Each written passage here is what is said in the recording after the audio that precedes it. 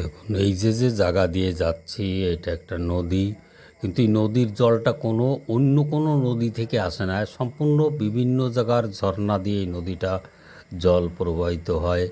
আর সবথেকে বড় কথা হচ্ছে এই যে ফরেস্ট এরিয়া, ওই পারে যে দেখা যাচ্ছে দুই পারেই বিভিন্ন গাছ, পাহাড়, আর এইখানতে বিভিন্ন জীবজন্তু আছে। এমন কোনো জীবজন্তু নেই যে এই জায়গা দিয়ে না আছে।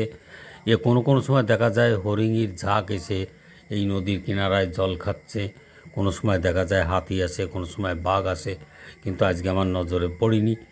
এর আগে অন্য অন্য জায়গায় গেছি, তখন আমি অনেক হরিণ দেখেছি, অনেক জঙ্গল দিয়ে ঘুরেছি, কিন্তু বাঘের দেখা হয়নি। বাঘের দেখা না হওয়াই ভালো আছে। ওর তো বাঘের দেখা আর সাপের লেখা একরকমই পরিস্থিতি আছে, বাঘের দেখা পাইনি। তো এটা আমার সৌভাগ্য, দেখা হলে হয়তো আমি নিজেই থাকতাম না।